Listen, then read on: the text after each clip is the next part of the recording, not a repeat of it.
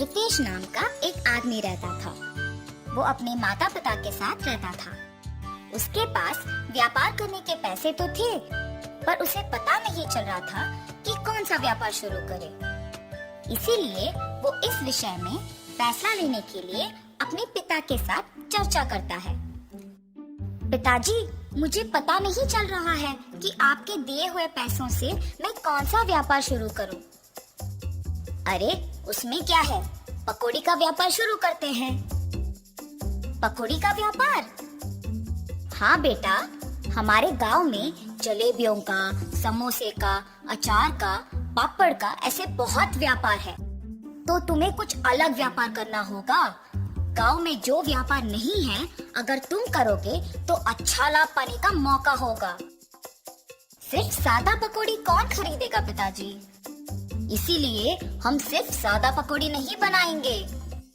तो फिर हम सादा पकौड़ी में साथ साथ चिकन पकौड़ी, फिश पकौड़ी, मिर्ची पकौड़ी, आलू पकौड़ी, प्याज के पकौड़ी, अंडे के पकौड़ी जैसे अलग अलग तरह के पकौड़ी बनाएंगे।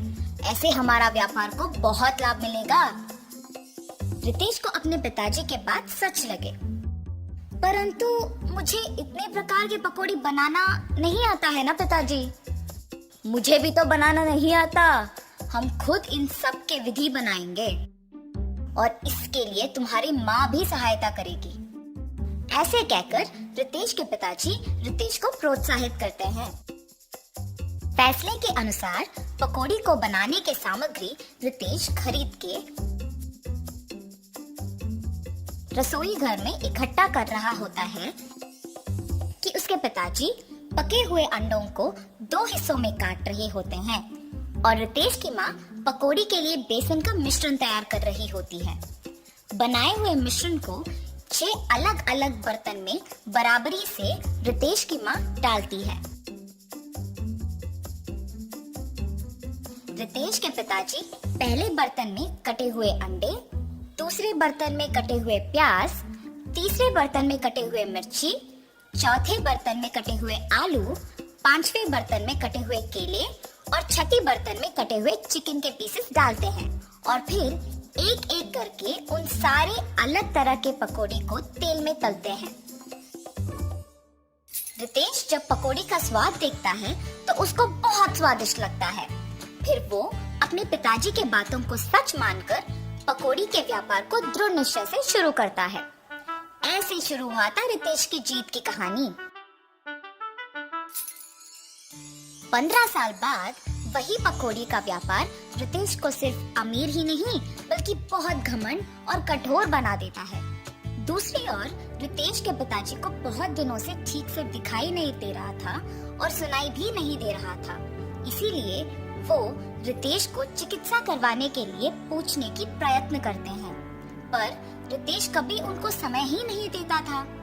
इसीलिए रितेश के पिताजी खुद अस्पताल जाने का निश्चय करते हैं, पर उनके पास पैसे ना होने के कारण रितेश की दुकान को निकल पड़ते हैं। अरे रितेश बेटा, कुछ दिनों से न कुछ ठीक से दिखाई दे रहा है, न कुछ सुनाई दे रहा है। चिकित्सा के लिए 3000 रुपयों की जरूरत है। थोड़ा मदद करो ना बेटा। क्या 3000 रुपए? उतने पैसे तो मेरे पास नहीं हैं। पर बेटा, कल ही तो तुमने बहू को बताया था कि हर रोज तुम्हें 30,000 मिलते हैं। आप पहले यहाँ से चलिए, कह रहा हूँ ना पैसे नहीं है। और घर चले जाते हैं। घर पहुँचने के बाद चिकित्सा के पैसे मांगने रितेश के पास गया था, पर उसने ये कहकर भेज दिया कि उसके पास पैसे नहीं है। क्या 3000 के लिए उसने ऐसा कह दिया? व्यापार तो अच्छा चल रहा है ना। शायद उसको हमारा यहाँ रहना पसंद नहीं। बहू ने भी खाना सिर्फ उन दोनों के लिए बनाया है। मैंने हम दोनों के लिए खाना बनाया है। तो फिर यही है, हमारा यहाँ रहना वो दोनों चाहते ही नहीं है। चलो इसी रात को यहाँ से निकलते हैं। ऐसे फैसला करके दोनों उसी रात गांव से निकल जाते हैं। माता पिता के लापता होने पर भी रितेश को चिंता नहीं हुई। अगर किसी ने पूछा तो कहता था कि तीर्थ यात्रा पे गए हैं। रितेश को पकौड़ी के व्यापार में लाभ ही लाभ आ रहा था। वो उसके दुकान में 10 और सहायक को काम पे लगा के उनको सारे पकौड़ी के विधि सिखा के काम करवाता था। इसके अनुसार उसने पकौड़ी के दाम भी बढ़ा दिया था। मिर्ची पकौड़े 5 रुपए के 10 पीस, प्याज के पकौड़े 8 रुपए के 10 पीस, आलू के पकौड़े 10 रुपए के 10 पीस, अंडे के पकौड़े 15 रुपए के 10 पीस, चिकन के पकौड़े 20 रुपए के 10 पीस और मछली के पकौड़े 25 रुपए के 10 पीस। पकौड़ी का स्वादिष्ट होने पर लोग भी बहुत आते थे, जिसकी वजह से रितेश का दुकान हमेशा भीड़ से भरा और व्यस्त रहता था और दुकान का लाभ भी दुगना हो गया था। रितेश ऐसे ही उसकी संपत्ति बढ़ाने में दिन भर व्यस्त रहता था और उसकी पत्नी भी अपनी समय अपनी सहेलियों के साथ बिताने में और पैसे खर्च करने में व्यस्त रहती थी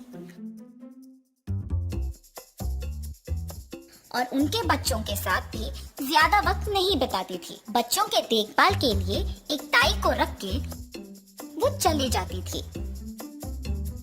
रितेश व्यापार और संपत्ति के मोह में पड़कर दोस्तों के साथ वक्त गुजारता था और उसकी पत्नी उसके सहेलियों के साथ वक्त गुजारती थी।